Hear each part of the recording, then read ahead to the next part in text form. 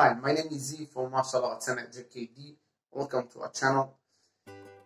I want to talk to you today about something very specific. I'm going to try to do it brief, shortly, and not go spread, because on the subject I want to talk to you about, we have a lot to where to go from. So the subject is, what is Jeet Kune? We all know the history of Bruce Lee when he was a student of Yip Man back in China or Hong Kong, and when he came to the United States, he sees that not everything that he's been taught and he did and he practiced usually or necessarily works in the United States. He sees, but some, for example, the Tan So from Wing Chun doesn't necessarily work against a powerful hook punch, and so on. If you want to take it a bit forward, the kicks, we're going to take the low kick, the middle kick, the high kick. The instinctively Wing Chun cannot always deal with such attacks in the term of street fight.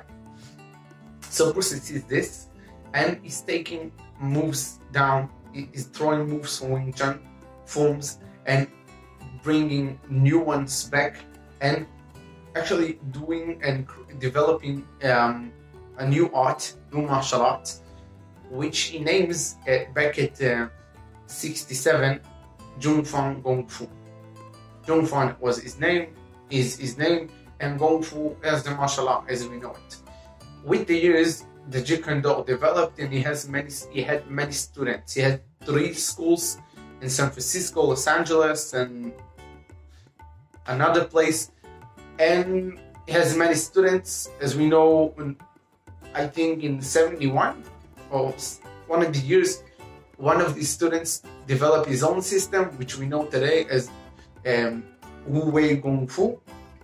It's very similar to Jeet Kune, but it's not similar in a few things, which are for us are very main in Jeet Kune, changing the entire thing for us. And in 73, as we know, Bruce Lee died, and he was leaving us with the art of Jeet Kune with different students. You can see students like Ted Wong and students like Teddy Nosano. Ted Wong took it to a specific way of Jeet Kune, and then Nosano took it a different way of Jeet Kune. What happened there? Jeet Kune developed and spread to 2 different ways. One of the ways said, Ted Wong said, intercepting. I'm supposed to intercept the opponent's attack, no problem. I'm going to use my hands as fists, or BUG, which is the fastest strikes and the smartest strikes in order to take down my opponent, in order to finish the fight, in order to deal with the attack the fastest possible, as the will of Bruce Lee and the concept of Jeet Kune. Also, he said about the feet. If you want to use the feet or your legs, use them as kicking, specific 3 or 4 kicks. And with this, for that one way, for the people that practiced the way he's been teaching, this is Jeet Kune. There is no sticks, no energy drills, no knife fighting, and no ground, or no headbutts, or locks, or arm bars, and joint locking, and all of those.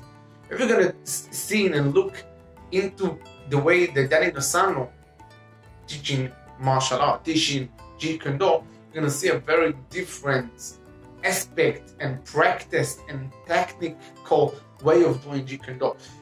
It took Jeet Kune the way. What Bruce Lee said is, whatever working for you, take it and do it essentially your own. Whatever doesn't work for you, throw it out. Whatever does work for you, take it into yourself and make it work for you. So he took it, the sentence, and go on and developed all the way to the end. You can see, for example, in boxing, or the standing, the way he stands in Jeet Kune is a bit wider then we know. It doesn't, in Jeet Kune Do, as I know it, as we know it, the legs are about like this. And when you see the Sando teaching, it's a bit wider. Almost like boxing or Thai boxing. And also with the kicks, you can see a roundhouse kick and low kick and so on. And you can see a different kind of sticks and knives or parries, which are not pak sao, they are parry. There's a different thing between a parry and a pak sao. And the energy you're giving to your opponent when you're doing a pak sao or parry are very, very different. She's changing the equation. She's changing the fight. So if you have Ted Wong way of doing Jeet Kune Do and Daniel Sando way of Jeet Kune Do, which of them are the way to do Jeet Kune Do? Bruce Lee, of course, said, whatever works for you, take it. Whatever doesn't work for you, throw it away. And what does work for you, make it essentially your own, meaning make it the best for yourself.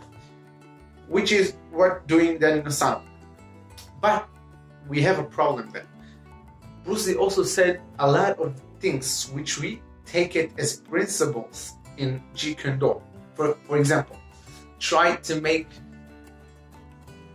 the minimum effort from your own and go and do maximum damage to your opponent. He also said everything you do is supposed to be in the Zhuan Xian, in the center line. He said the nearest target gonna be hit by the longest weapon you have. As we know, the side kick to the kneecap and so on. Those things are not represented in the way of Daniel Sando teaching Jeet Kune Do. But whatever Daniel Sando doing, and not in the way of Ted Wong teaching Jeet Kune Do. So we have to come in the middle. Meaning, we're gonna do Jeet Kune Do like Daniel Sando and like Ted Wong. We're gonna do the punching and the kicking, Jun Fan, Jeet Kune Do. We're gonna do pak sao and all of those stuff. We're gonna do energy drills, but not the way that we know it from Wing Chun, standing here. We're gonna do it like fighting in the street. He's gonna resist me, I'm gonna resist them. We're gonna do it in a circle. We're gonna do it like real fighting. If you're gonna do ubat, you're not gonna do 3 or 4 or 8 angles of ubat. You're gonna do 2, 3 maximum ways of doing the ubat. If you're gonna do and teach sticks and knife fighting, you're not gonna teach a student 98 kind of different way of angles of fighting with the stick. You're not gonna teach them 98 angles of stabbing and slicing with the knife. When you come to a sheer fight, you want your students, you want your own friend to be able to actually deal with the fight and win the fight the fastest it can be, the fastest possible. And I'm gonna teach them more than 5, 6 different angles of fighting, of knife slicing or thrusting. You're gonna teach them more than 6 ways to deal with the stick. You're gonna teach them the concept. You're gonna teach them few specific techniques like angle 1 and touch and disarm and hit, or angle 2 and hit and disarm and so on. You're gonna teach them more than that. It doesn't make sense. So you have to combine the Tang Luo Wing and the Daniel Sando way together, and this is actually the middle path and the goal path. This is Jeet Kune Do for me. I'll be happy to hear what is Jeet Kune Do for you. Leave a comment below, subscribe, give a thumb up, and see you in the next video.